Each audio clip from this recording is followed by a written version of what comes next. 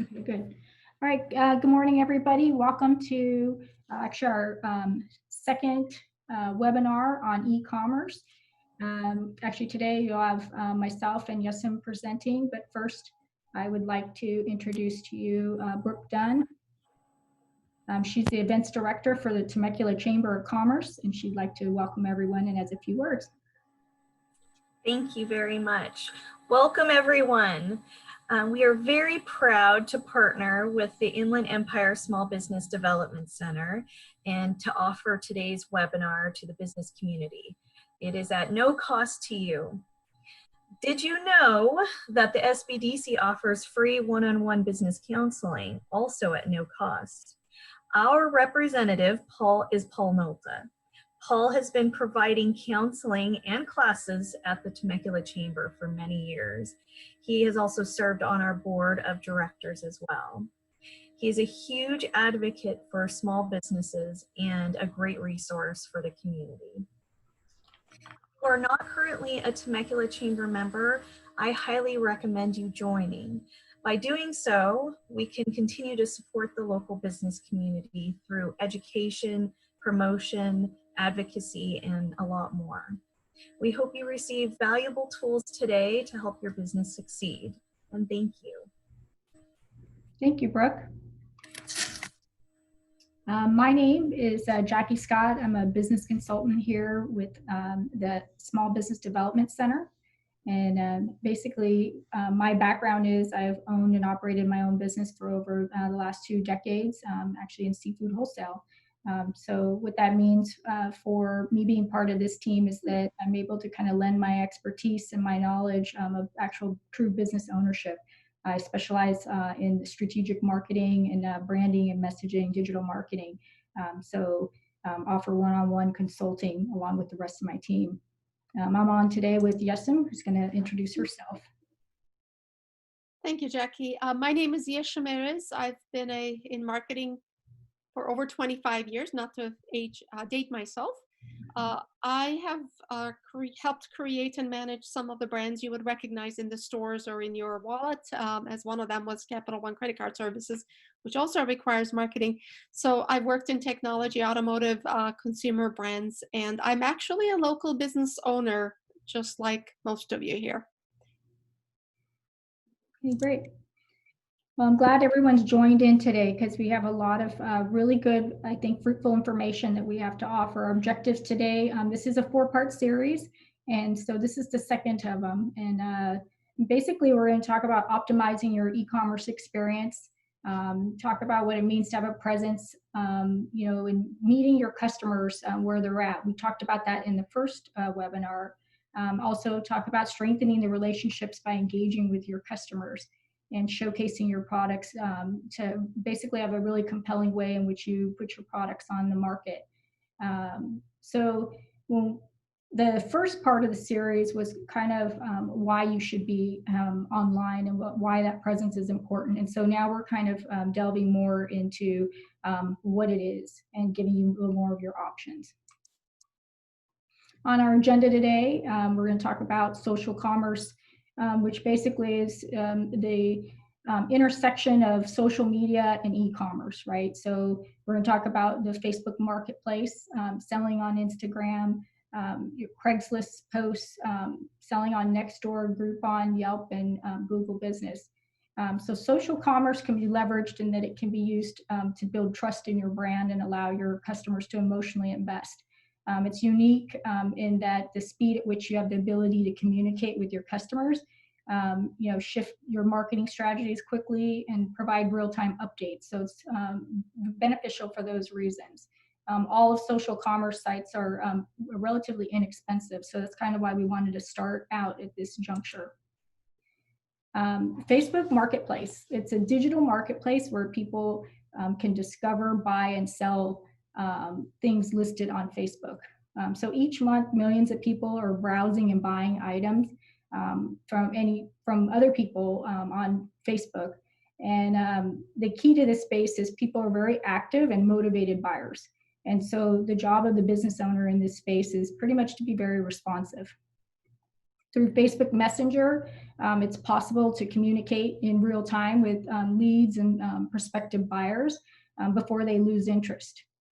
Unlike other third-party marketplaces and e-commerce platforms, which we'll get into in the third part of the series, Facebook Marketplace actually allows businesses to create and manage listings at no additional cost or fees.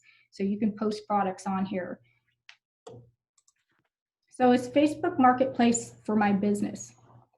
Well, if we kind of go through the things that are available and components that are available through Facebook Marketplace, when we talk about the cost effectiveness, which obviously it doesn't cost anything until unless you are kind of plugged in with other larger e-commerce sites with shipping and stuff, that's where you start incurring costs. But as far as posting your products and raising awareness, obviously the ease of putting photos and videos up is quite easy. The reach for your existing and potential customers obviously is huge, and it gives you an opportunity to engage and steer traffic towards your website and do basically targeted advertising. So when we talk about this, we have to kind of remember these, this is one platform that really kind of it lends itself to giving you a little bit of experience towards entering a full-blown online presence. And so, you're posting and getting comfortable with, engaging prospective customers. This is kind of a great way to really start getting yourself into having an online presence. So inside of Facebook Marketplace, obviously there's a lot of popular categories, and you could see here anywhere from apparel to outdoor and sporting goods, food and beverage. Obviously they have limitations, which we did include some guidelines for you on that, but basically any product that you have, if you're in business right now or you're thinking of starting a business and want to delve in and see if there is any interest in it and see how it is you can market your product, this is a perfect platform.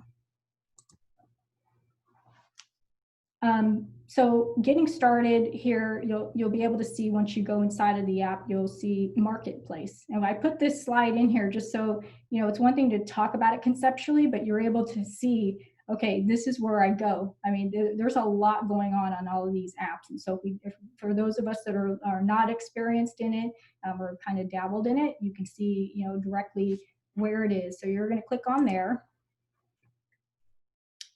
Then you're going to tap on where it says selling from the tabs at the top of the page, then tap sell something. And then you're going to upload your item. So what are you listing? And you'll select items for sale. So you're going to basically start to categorize, which is important because how are people supposed to find your products if it's not categorized correctly? So this is key. So you want to make sure that you enter a title for your listing, and you want to make sure you select keywords because and try to put yourself in the position of your customer. How are they going to find me? If I'm selling a bike, is it an e-bike? Is it a mountain bike? You want to be very definitive on what it is you're selling. Obviously include your price, the category, the location, and your description. So all good things there that can help direct your customer and make the sale, as clean as possible. So you're ready to post. So this is kind of what you would be looking at in terms of what your Facebook Marketplace would look like. And so oftentimes in Facebook, you can put links to your website so that people can go there and continue shopping, which is the type of thing that you should be doing. Okay. So tips on posting. I covered it earlier. You want to obviously have a complete description of what you're selling and make sure that the photos, kind of go through and take photos, have a nice white background and take it from different angles and really see and make sure your product is as attractive as possible, and try to use as good a camera as you have. I know sometimes in startup mode, we're, trying to use the iPhone and stuff, but trying to make sure that we put as best a good, foot forward when we're trying to market our business. So let's see, make sure you pick the correct category for your good or service. And what's key here is, and this is kind of goes back to what we talked about at the first webinar, which is engaging your customers, right? So if somebody, posts or or responds to your ad, what you want to do is be engaging. You want to be responsive to inquiries, and so this builds the trust. Inside of Facebook, one of the downsides is that it doesn't have a trust component because they're not qualified. Anyone and everyone can pretty much post, unlike other platforms. So this is kind of a good opportunity for you to build the trust, start having a two-way conversation. And then obviously if your product is sold, market as such so that you move on and your customers know that. So we gave you a list here on the pros and cons. I kind of went through them as I spoke, but pretty much the nice thing about having the Facebook Marketplace is it's in mobile version already. So if you've ever tried to kind of get an online presence, they're telling you what size photos to load up and all these little ins and outs of having basically a mobile version of your online presence. You don't have to worry about that here. The posting is simple, and obviously the products that will be made available. So it's kind of nice. It targets your local community, and so the customers you're trying to reach are going to be within your that are going to be viable customers. So the other nice thing about Facebook is browsing. It brings up the past activities, so you can kind of see what people are doing, or what other products and services people are looking at, and you can interact. We talked about that with Facebook Messenger, and you can respond and let customers know how what the next steps are, what you'd like them to do. The downside, obviously, we talked about that. You do have to use your user profile, so it's not an anonymous situation. In Facebook, the downside for the buyer is no protection, and it's not an eBay, so there's no bidding process and no feedback section. So you're not going to get comments like we're used to, like on Amazon. But the key things about knowing the downside of it as a business owner is for you to build inside of your marketing strategy how you build trust and how you negotiate on price and how you kind of open those lines of communication. So that's Facebook Marketplace. Next is Instagram. So it's kind of nice, like Instagram, we all know it as it's a visual platform. It allows you to build a personal connection with customers. 850 million users. It's kind of a staggering number if you think about it. And it sounds awesome, and it is, but the flip side is we have to kind of understand how we can target and how we can really reach our customers, and localize ourselves here, especially if you're a small business owner and you're tending to try to stay local. So is Instagram for your business? Pretty much the same reasons why you would go on Facebook Marketplace, you would go on Instagram. And Instagram, obviously, we know is just more visually pleasing. So definitely if you have a product that is, beautiful purses, beautiful pottery, that you can kind of capture images and you really have a knack for that. If you don't, you should probably hire someone to help you with that. But basically, it's another opportunity to build brand awareness, and steer traffic towards your website. So all of this is really good. Again, free. Doesn't cost you anything. Obviously, we're going to show you how to integrate it into other e-commerce sites where it's going to cost on the other side, but it doesn't cost you anything to let people know what business you're in and really try hard to market your product. Instagram, obviously, same thing, popular categories, apparel, and we see it, if you're anywhere on social media, you see, you wouldn't necessarily be thinking you're going to buy a candle, but boy, people really can market these things, and they can take beautiful photos of them, put them in the woods, put them on beautiful backdrops. So that is on the side of the business owners to have a vision of how your product's going to be sold. Okay, so anywhere from electronics, home goods, food and beverage, you can sell it on Instagram. So tips and guidelines for Instagram. Basically, a lot, you can sell services on Instagram, but it's commonly used for, physical goods. And like I talked about earlier, it's, if you have something that you could take photos of and post, Instagram is just perfect for that.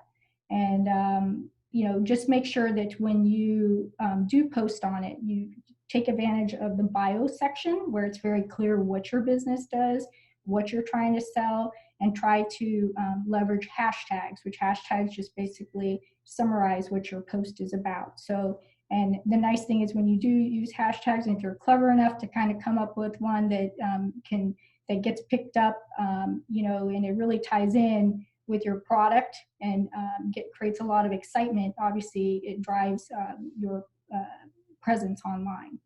So the other thing you can do with Instagram is, you have to really be focused on building a relationship. And we can't say it enough, just trying to meet your customers where they're at. And so a lot of times that is speaking their language and appealing to their senses as to why that they want to do business with you, okay?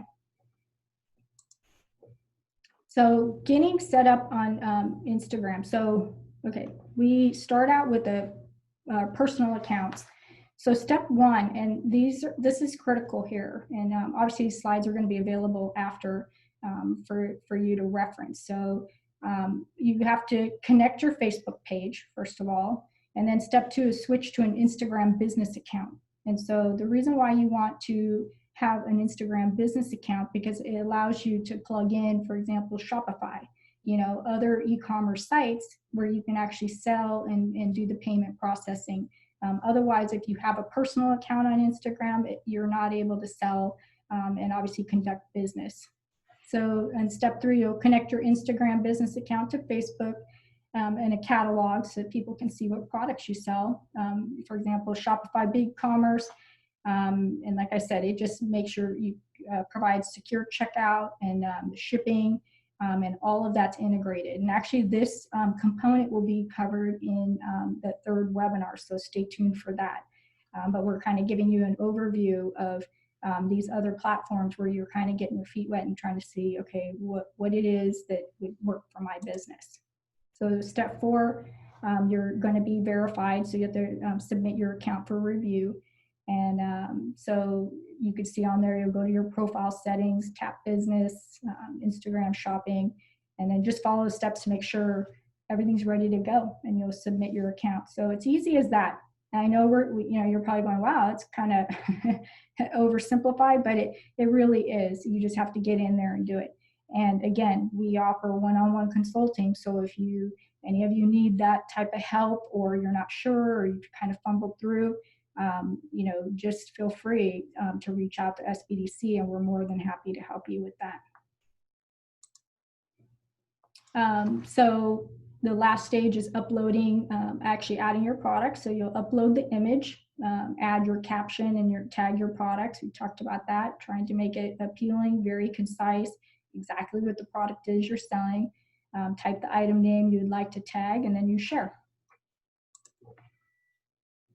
So that's what an Instagram post would look like. Very attractive, and you can see, nowadays people just want, you just kind of have to attract them with one very visually appealing image. And a lot of times, people will go down that rabbit hole and start shopping away. They'll actually go to your site, make purchases, and then you're going to find that they're going to like you, they're going to follow you, they're going to want more of what it is that you have to offer. So this is how it starts. You can't get this if you don't create the accounts and start trying to connect with your prospective customers.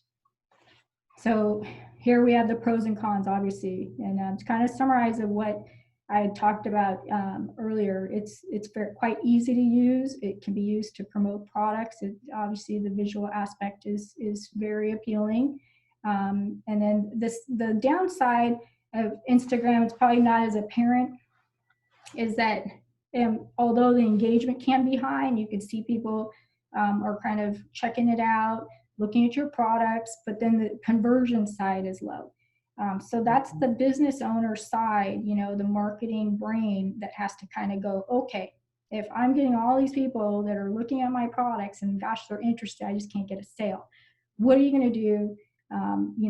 What marketing strategies are you going to have to deploy to be able to convert that? So that's the type of thinking we have to think when we talk about marketing, and that's for another show.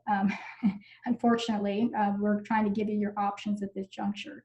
And the other downside is brand consistency. So yes, Tim, if we can go back to the previous slide just quickly, you want your look and feel to look like this. So Stitch and Feather, when they post other products, you want it to be consistent. So you don't want to start using hot red colors and all these weird going off on a tangent. You want the brand to be consistent, and a lot of times it's difficult to do for business owners to realize that how important that is. All right, and then the popularity, obviously, of Instagram. I kind of swerved into it when we first started. Is how do we get and target our audience that are actual true prospective buyers? So that's the challenge on Instagram. So we offered here, the next slide is some policies and guidelines. And so there's links for you all to check them out. And it just basically gives you more information on what to do and what not to do on these sites, okay? And then if you want to get started, we put the links on there too. We hope you'll call SBDC, because obviously we can help you with that. It's much more fun to interact with us than it is to read through links. So Yesham's going to cover Craigslist. Sounds good. Thank you, Jackie. Yeah. I will go through Craigslist. So some of you are probably thinking, why am I looking at Craigslist? I go on this website when I want to rent an apartment, when I want to buy or to get rid of my used couch. But Craigslist has evolved quite a bit. So that's what we wanted to communicate. Again, these are options for a local business to go digital extremely quickly. So we found the lowest threshold options for you to go, to try to test this out. And in the next 2 webinars, we're going to cover building your own website, which platform is right for me, how do I build that, what options do I have out there, do I have to hire someone, can I do it myself? We're going to get into all of that. And then we'll even talk about Amazon, eBay, all of that on the last one. But for now, these are social media channels that offer you some extremely quick to get into options and inexpensive, as Jackie had mentioned. So Craigslist happens to be one of them. So I actually found this on Craigslist. On the right-hand side, you see this kitchenware, right? Williams Sonoma products, some souffle dish. So it is a retailer of kitchen goods. They're able to effectively leverage this platform. So the key is that it's going to be super local, but Craigslist has long ago transcended being the gig platform, the wanted ads platform. Yes, it's still quite fun to look at those, by the way, but it has become a viable place for retailers. Categories that work, again, furniture, electronics, bikes, toys, cars, what we got listed here, but there might be additional ones as well. You'll be surprised. Go look for your competitors on there for sure. So how do we post on there? Craigslist doesn't have the most user-friendly user interface. It's like a sea of blue and links. So the first thing you have to do is go to Craigslist.org. Then you need to find exactly the area that you want to sell in and that you're located in, because the local element is extremely important for Craigslist. Select your city and area. Do that carefully. You can pick a couple areas. You're not limited to one, and then create a post. Again, just like Facebook, think about what someone might be searching for if they're going to get to your item. Kitchen goods, pots. Make a list of what you might search for and try to use those in your title description. And just like Facebook, use images and effective ones. A lot of businesses are very spammy on their Craigslist listings. So they use icons, they use a lot of superlatives and exclamation points. Don't do that, because there's a lot of spam on here. You do want to look professional and just keep it very concise, but with good keywords. And do use your keywords throughout your post. What I mean by that is you're going to describe what the item is, put a picture of it, or 2 or 3 or 4, and then you're going to have a description that's longer. So your search words should be all throughout that text. The last piece is, this is going to be one of the disadvantages of Craigslist, it is clunky. It's really clunky. What that means is every 48 hours-ish, as much as you can, delete your post, actually copy paste it to a new post, and then go back and delete it. Because otherwise, you snooze, you lose it. Your posting ends up being, goes to the bottom very quickly as people post on here. It is very popular, so people won't see you. So you do need to repeat your exercise. Also, if you have items for sale, because it's easy to do that on Craigslist, you can go ahead and promote them on your Facebook, business's Facebook, on Instagram pages. You can also cross-pollinate your use of social media, which is a good way to do it. What are some of the advantages? Mostly free. Some job ads and some rentals in certain cities cost, but even if it does, it's like $3 to $5. So it actually compares very favorably to a lot of other platforms. There is no setup fees. There's no monthly fees. The focus is extremely local, and that's what we want often. You might also be thinking, geez, last time I had to put my collector sets of World of Warcraft, to throw out an example, on Craigslist. I was worried about who's going to come and look at them, or my son's used car or something like that. Can I deal with people by myself? That's kind of scary. There are all these strangers. But if you're a business, you have a storefront, you won't have to worry about it. It's much safer for you to use this. And it's very low level commitment to get your feet wet. Buyers are not always reliable. So yeah, we know that about the Craigslist. The listings, like I mentioned, you may have to repeat your post. It's not automated. You do have to delete. And then last piece, price expectancy depends on the platform you're using. So on Craigslist, buyers may have an expectancy for lower price points than other channels. So that's something we have to evaluate for each of your businesses. With that, I'll turn it back over to Jackie for Nextdoor. Right. So Nextdoor, some of you might be wondering what this is. Probably most of you already have this app. You probably use it in a different way, maybe not necessarily in a business sense, but basically it bills itself as the neighborhood hub for trusted connections. And with this, I think the strength of Nextdoor is the proximity. So you have a pretty sizable audience, and it's local, and so you know that the viability of contacting or reaching out to this customer base is pretty good. And it kind of has the look and feel of kind of like a local coffee shop feeling, where can communicate it without feeling like you're being so salesy, right? So is this for your business? Is Nextdoor for your business? So if you're looking to target locally, absolutely. It has the components of like building trust, with your prospective customers. And you can share specific offers and engage your community. So if this is the type of thing, that your business lends itself to, then yes, you definitely should consider Nextdoor. And I'm going to say this again. I think the nice thing about Nextdoor is it helps you kind of lay the groundwork for you to figure out how to sell to people, without selling, which how to make your good or service very attractive, understanding that it's reputationally built.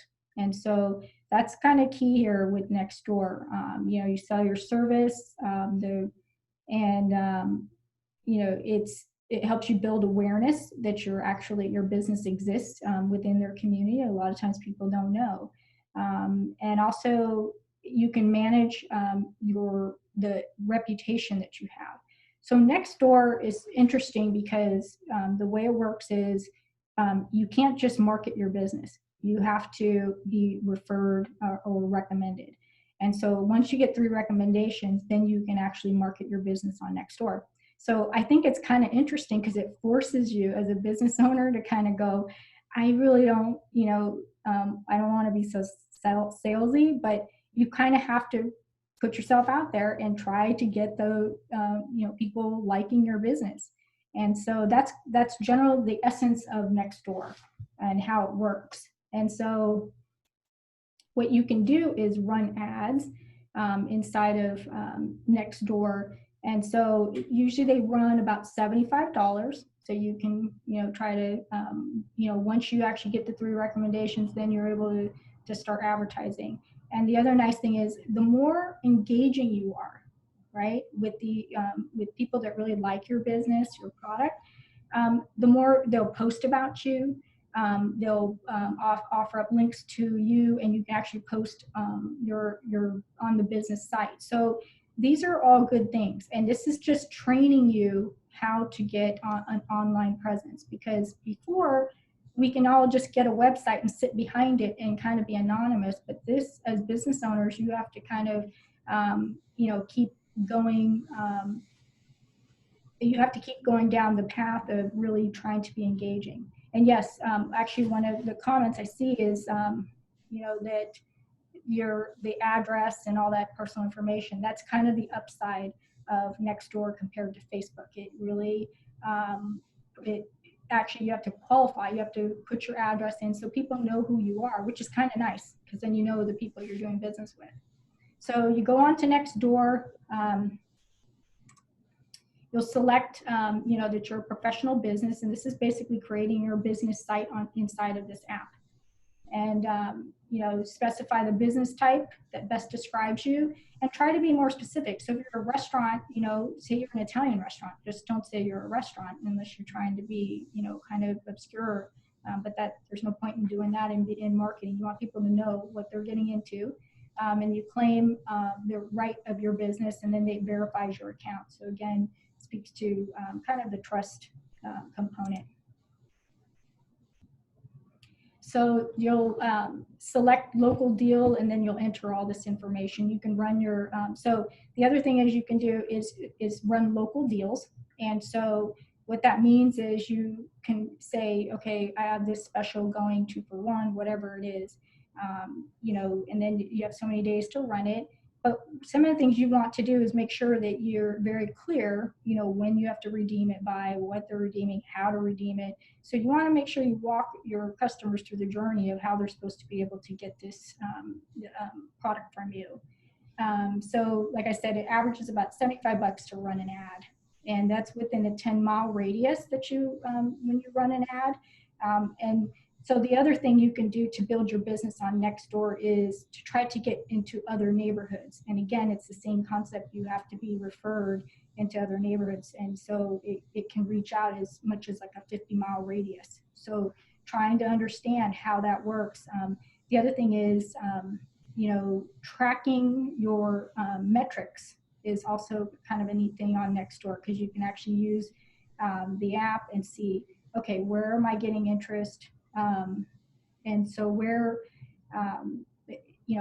is there certain dead spots that I'm just not, gaining any traction? Maybe you could partner up with another business, and they can work alongside of you and then build that direction. So you can kind of really fill the gaps. And I like it because it's kind of a manageable area in which you can kind of see results pretty quickly. And you're not inside of the realm of the Facebooks of the world, but it's very neighborly, and it forces you to get out of your comfort zone and really market yourself. So we talked about the pricing, and roughly it's about, it's all geographical, but it runs about $75 is kind of what they say. And you as a business owner have to kind of run the numbers and see, if I'm doing these deals, does it make sense? Is it financially feasible? Yes. Okay, there you go. All right, so I covered that already. So next up is going to be Groupon, and Yosem's going to cover that. Thank you, Jackie. So I've got some talking to do here. Everybody's heard of Groupon, I presume. I've bought Groupon coupons from them several times, and I've worked with companies who've used them. We wanted to include this here so you're aware very transparently of the advantages and disadvantages both. There are potentially certain circumstances that make sense, where it does make sense to be on Groupon, but not all situations are suited for it. And we just also want to give you a fair warning about some of the aspects of this platform, because you may, steer toward it in an effort to digitize your business as quickly as you can. It is one way to get awareness, but is it a good idea?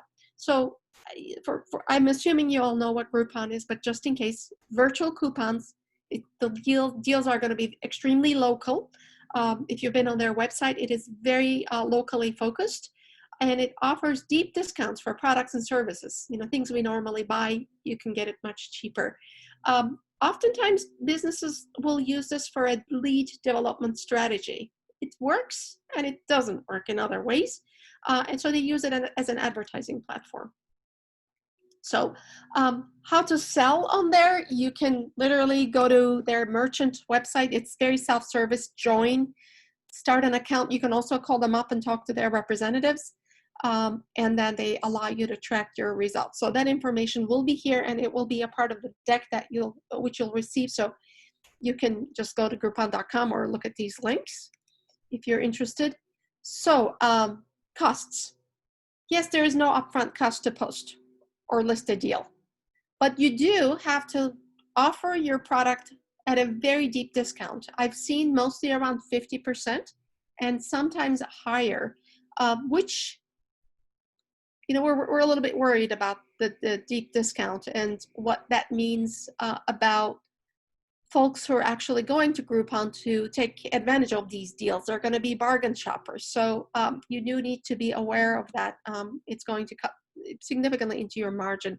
You can negotiate with them, by the way. I've been reading, what their tendencies have been recently, and I've seen people suggest trying to negotiate with the reps, and then they take 50% cut of every single deal that's sold.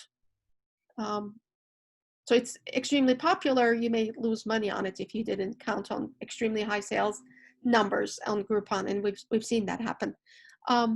Advantages, disadvantages. Yes, Groupon attracts customers. Somebody may not know about you, and they may be introduced to your business through Groupon. They're going to find it on there. It gets good traffic. It gives you a way to advertise, get your name out there. And let's just think for a second. So people do decide to buy a product or use a service if they've heard about it multiple times. So one of those touch points could potentially be Groupon. It may help you move inventory. If you have too much of one thing that you want to move through, you could potentially look at Groupon to do that. It may build relationships with consumers. And a good example might be, let's say you sell ice cream or cupcakes, or something that where you're so confident about the taste profile. If somebody comes and grabs one at almost a loss, you're sure they're going to keep coming back because you love your product and you really believe in it. This could be a viable tool. Let's go to the things we do want to warn you about. It does attract low-end bargain seekers. Now, I'm feeling very uncomfortable about the fact that I already told you I've actually shopped on Groupon before, so guilty. It could hurt your brand because there are bargain shoppers who'll jump from haircut to haircut, massage to massage, restaurant to restaurant, because it's great to get $20, $30, $40 off a meal, right? So repeat customers. So it's first time, a lot of first time customers, and your bias should be in your marketing spend to build ongoing business. And because of the margins Groupon requires, it's not always profitable. We've already told you. So keep going. We're going to talk about Yelp. Can I jump in? Yes, just one other thing. Please do. As far as like Groupon, the thing to kind of keep in mind as a business owner is perception. So once you have put your product out there at a certain price, sometimes it's detrimental that people don't want to pay anymore because that's what they, their perceived value is now much less than what it really is. So that's one other thing just to kind of keep in mind. So I've heard before, I was going to join that gym, then I noticed they had a past deal on Groupon that was better than what I was getting. So I'm not going to. I've heard that. I hope you're all on Yelp. If you're not, please get on Yelp. And here's what we mean by that. Yelp, what is Yelp? First of all, I assume you're using it. I'm using it to drive referrals and to find a business that's generally well reviewed in the community. It helps you connect with customers. It allows you to be where they are physically and to get into the discussion as they're making that purchase decision at the moment. So when I'm looking for a dry cleaners, it's extremely helpful if I can find one nearby that is highly rated. So Yelp is useful on a very accurate point of making that money spend decision. That's where we want to be, right? You can also advertise with Yelp. Again, some cautions will be coming your way about how to work with Yelp. It's extremely easy to get set up. Oftentimes, if you're not set up or if you haven't claimed your listing yourself, somebody might have added you. So check that first. Check and make sure if there is one that exists, you may need to claim it. But if there isn't one and it's a new listing, you can go ahead and create it from scratch. And Yelp will allow you to upload your logo, your photographs, and information such as your operating hours and your philosophy, your history, who works there, how long you've been in business. You can really present yourself extremely well in detail. So it does drive reviews. It encourages anybody who goes there to go ahead and leave you a review. You can respond to customers' questions. So here's what you have to do. You should take a very active role in managing your Yelp page. So you may not have a lot of time right now because you're extremely busy trying to salvage and recover your business and build extra business, everything you have to do with opening back up. But Yelp requires attention and nurturing. If you're unable to do it because you're too busy, you should find someone in your store, company, your organization, your kids maybe, if they're digitally savvy and old enough, who's able to handle it for you, because it requires babying it. What I mean by that is you're going to get feedback. Hopefully, you'll get a lot of good feedback, but we're all going to get some bad feedback. It's not, it's going to happen. So you need to know exactly what to do. So I'm going to give you some specific advice because we have to cover this a lot with clients, and we know that this is a area people ask for advice. Address that feedback. Apologize if you can. Be courteous. Maintain a positive tone, and then don't. It's going to upset you, so maybe don't pick a fight, because imagine when you're on Yelp responding to good and bad feedback, you're actually on display in front of all your customers. So always have the upper hand. So don't fight with them, and then qualify the concern, right? If that complainer meant another franchise down the street and they mistakenly put it on your page, point that out, and then address them by name, because you want everybody to know you care about your customers. And at the end, make it clear that you took care of the problem. However, whatever the problem was, you apologized, you offered something else, you offered another product, an exchange, I'm not sure, but somehow you resolve the issue, or it's not going to happen again. You've addressed it already. Thank you for the feedback. That's it. People want to see that you're actively involved in customer service as the business owner. So that's the advice we have for you. So Yelp has been extremely active through this COVID period. I don't have it up here because it's morphed and changed, but for a while they were offering making reservations for restaurants. So now I noticed, and I immediately went in and modified my own business's posting. So you should do the same. If you're offering anything online, like online sales, ability to shop on the phone through FaceTime, or maybe you have a new e-commerce website, go ahead and mark it up. People need to know that they don't have to physically come into your business to shop with you. Let them know on Yelp. And also for restaurants and other stores, Yelp now allows you to present details on how you've modified your business to keep your customers and employees safe. Look at the right-hand example. I think this is a really good example. This business offers, it's a restaurant, offers gift cards, takeout, curbside pickup, and they've split their tables apart. Wonderful. We want to know that before we go there. So now you can find that information on Yelp, and they've been extremely supporting. I do have a word of warning for you. When you, if you haven't claimed your posting business page and you do so now, they're going to call you to sell you advertising. So just be forewarned that that's coming your way. They're very insisting. They really want some money. So the sister to Yelp is potentially Google My Business. So Google offers vast resources to you as a small business owner. Absolutely, you spend time on the Google Small Business site as well, but we're going to just talk about Google My Business. It allows you to manage how you appear online through across Google to better stand out. For those of you who are not as familiar, on the right-hand side is an example. That's one of our centers in Orange County. So that's what a SBDC center's posting may look like. And there's the link on how to go and claim it. It is a free business profile. As you create a Google business page, or somebody might have created one for you, which you can claim, you will be more likely to show up on local searches.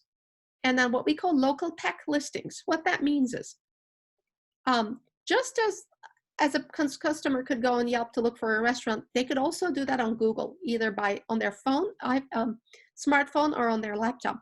When you do that, when you search for a business in your local area, you're gonna have a map with these dots on it, and you're gonna press on them to see where the location is, if they're open, they're closed. That is a local PEC list. It significantly increases the opportunity for that consumer who's searching to end up, coming over to spend with you. So it's a very good thing. It'll drive consumer engagement with local customers. It'll place you on Google Search and Maps. So it actually helps your Google rankings to be on Google Business. For those of you who haven't yet endeavored to create a website, if there are any, this is actually a really easy way to get a website up and running very quickly. So Google Business allows you to do a free one-page website, which is very easy to set up. You can set up appointments. We can walk you through it. Anybody can do it. It takes like 10 minutes. If you have one of these websites and you stay on there and you don't transition to another site, just bear in mind, make sure you keep updating it. How would you do that? You can add new photos. You can write some blogs, so that keeping that content fresh will help you maintain visibility online. So Google Business is just wonderful for all of us. So we spoke about a lot of these platforms, and we got more coming your way in increasing levels of complexity and commitment. So next week our colleague will talk about your websites, e-commerce websites. So today we covered Facebook Marketplace, how to sell on Instagram, Craigslist, Nextdoor, Groupon, Yelp, and finally Google My Business. So, Jackie? Yeah, actually, we're gonna we got several questions here, so we're gonna kind of go over those.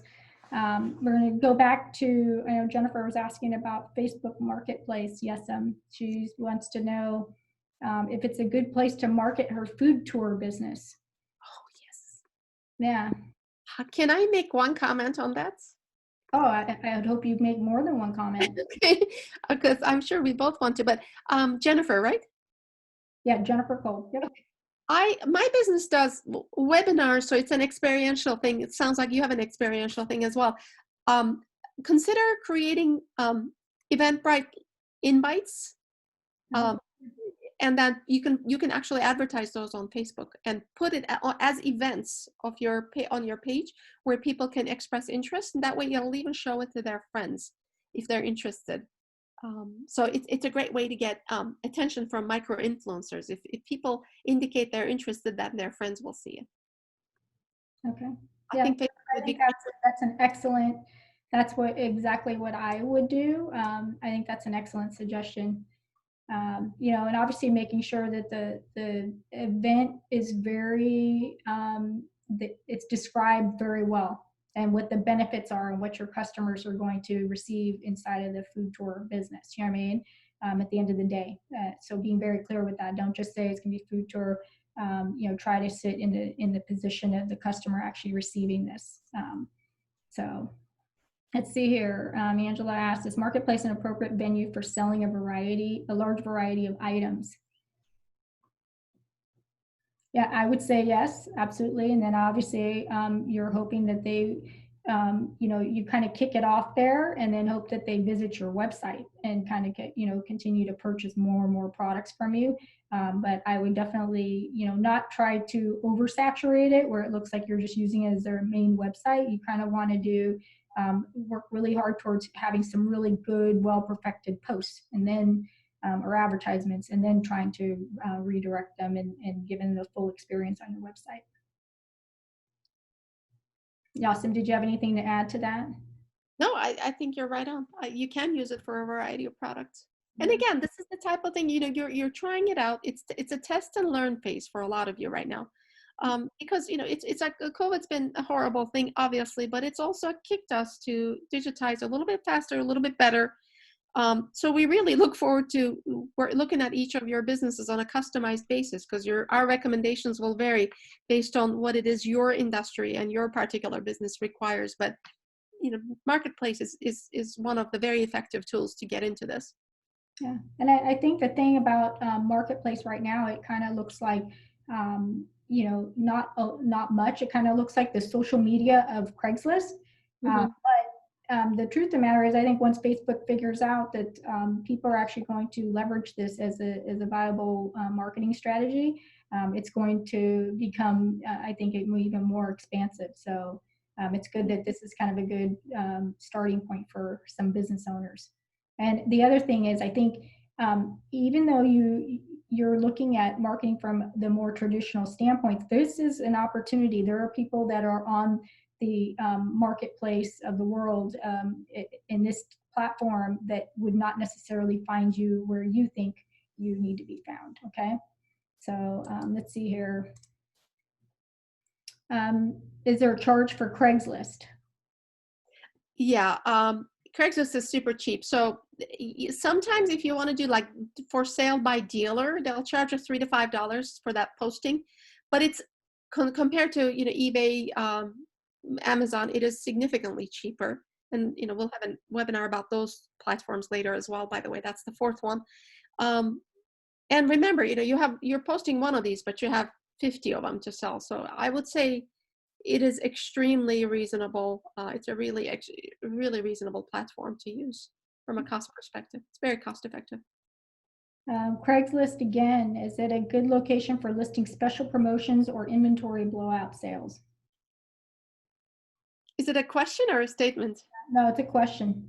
Yeah, it is. I would say it's a good idea to do blowout sales on Craigslist. You can easily do that. Yeah. Promotions, yes, you can list it as a promotion. Yeah, you can.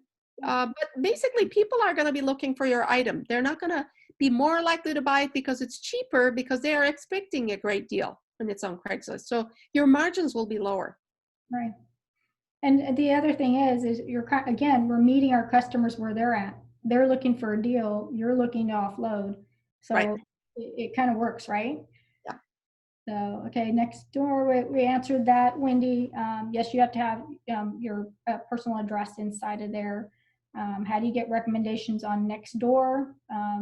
We covered that. Basically, like somebody talks you up, actually what you can do is you can go on, I think it's a reputation tab, and you click on it, and then you get your link. And then you put that and you post that on Facebook and Twitter. Sorry, I missed that part. I should have mentioned that during the presentation. That was a good question, by the way. And so it comes up with like a little posting, and it says, feel free to recommend me on Nextdoor, and then it talks about your business a little bit. So good question on that, but that's how you do it. And then obviously you talk to your friends, and you talk to people that have been there, or people, the best way to get recommendations is when you've done a good job, when you have provided great customer service. So if they're in your restaurant, or if they just purchased something from you and they're happy, tell them. They also have stickers that you can put on your door that says, recommend me on Nextdoor. But that's how you build that base. And I would just add, don't stop there. Do ask for reviews from people and customers are happy on both Google and Yelp as well. Yes.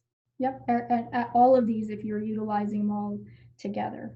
How do you join other neighborhoods? So neighborhoods, it's the same concept. They have to recommend you. So, you want that recommendation, and so they'll allow you to join. And so let's see, can you use Nextdoor for barbershop ads, which is at a residence location business? And would you need a business license if service is provided from a residence? Yes. The city, of course, says absolutely. You know, and we recommend it too. You know, we're in the business of trying to make sure our business owners, you know, kind of experience the full breadth of business ownership, which is getting the license, being compliant, doing all the things right, you know. And if you're not quite there where you can't do it, let's figure out how you can. And so, you know, how we can create a viable business. But yeah, certainly, you know, you can post that barbershop, but I would probably not post it as this is a barbershop. I would probably say it's a hair cutting service, or, you know, because a barbershop lends itself to think that it's actual brick and mortar outside of your home. Yes, Sam, I don't know if you want to comment on that. No, I agree. I agree. So let's see, but yeah, I mean, I still get recommendations because that's how you start your business, you know, but I would definitely get the business license. Okay, a lot of comments on Groupon. Oh yeah, So I've purchased from Groupon. Let's see. I'm gonna do this. They never use it for your. So it says you'd never use it for your business. So some kind of, you know, everyone, you know, the thing is, and that's kind of the beauty of this presentation in our webinar series here, is we're going to cover it all, because everyone should know what works for one might not work for others, you know. So let's see here. Is Yelp very expensive, Yasim? No, it's actually to get your listing is free. So I would recommend that we all go ahead and claim our listings. You're not going to have to pay to do that. I don't. But then the minute they start calling you, I've heard of mixed feedback on their advertising. And I'm going to just share it with you so you know. So I've heard of some people have good luck with them, but others will get a month or two of good results, and then every time there's an inquiry from a customer, their lead is shared with some competitors. So that's happened as well. So I have mixed feelings about how cost effective Yelp is, and I like to look at, I say but this goes for all the consultants here really, how much are you spending and what you're getting out of it, how many leads and how many convertible leads. So every dollar you spend has to produce a maximum result for you. So what we advocate is testing these things. If you're curious, you can put $100, a couple $100, measure exactly what you got out of it, and then measure that against Facebook ads and against Google ads, and look at the results and do what more, you know, what works, and do less of what doesn't. So it's a test and learn thing. You know, marketing is very numbers driven. It's not about creative. Of course, it's also about creative and messaging, but it's really very bottom line driven. Okay. So we have some questions on personal businesses. I recommend, because we're up against the end of the hour here, but if you have questions specifically about your business, we're happy to field them for you. So if you can just set up an appointment. Another question we had here is, is Nextdoor more service driven? Yes, I guess you could probably say that. But, you know, I think we can try not to limit ourselves, and now we think coming up with creative ways how we can access these kind of free avenues to be able to market our good or service. Let's see here. I have a personal profile on Nextdoor. Would I need a business one to be able to advertise my business? Again, that's recommendations, okay? But that's how you would do it. And that's how that you open that gateway, is once you get recommendations, then that's how it turns into the business side of things, okay? How do you get past Yelp no posting? That's it. You know, so again, yeah. There are numerous comments about Yelp reviews. So let me just say something about that. I feel your pain. I have the same feelings about Yelp. But it's kind of like a necessary evil to be there so people can find you. And then we just got to manage that system. So we're not paying, but leveraging what's good, which is the findability. And yes, I agree with the person who was mentioning that people tend to comment negatively on Yelp because they only write when they have something to complain about. But even those we have to respond to. We just got to just go with the flow, because it'll get you customers if it's manipulated and used correctly. I guess that was a good word choice. Yeah, and I think if you just try to take the strategy of just tuning it out, and acting like it doesn't exist. You know, I guess I tend to be a little more like, let's try to be proactive. It's our business, you know, it's our investment in our time, it's our reputation. So to the extent that you can salvage that, we know it's not a perfect world as far as Yelp, and you know, we've heard so many nightmare stories, and that's why, you know, sometimes, you know, Yesin was saying, like, reach out to people that can actually help you navigate it. You know, don't be reactive, and, you know, try to maintain a level of professionalism and kind of inform the people that are on Yelp that are kind of watching, as kind of voyeuristically, I guess, the back and forth on posts and responses. So trying to get the upper hand by being the smarter of the two, and showing the professionalism, saying, redirecting it, you know, well, please contact me directly. I will be more than happy to respond to this. You know, certainly this is not a normal feedback that we get. So things like that. So Very, very locally focused tip, if you guys are willing to hear something crazy. I also threw out there, you know, we have 1 minute left, so sorry. yeah, automatically reviewing on Facebook is an option as well, because if you have a, you know, Google Facebook business page, you can get reviews there too. One other thing, there are these very, very authentic neighborhood groups. If somebody starts to talk about your business in those groups, get a micro influencer to talk about you in like neighborhood, in the neighborhood, several hundred people follow it. That could really help. All right, everyone, thanks so much. Great questions today.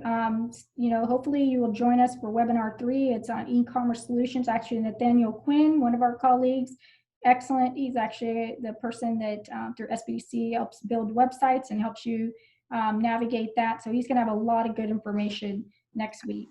Thank you to our sponsors, all the different chambers, Temecula Valley Chamber of Commerce. We really appreciate all of your support, and we're happy to be partnering with you today to do this.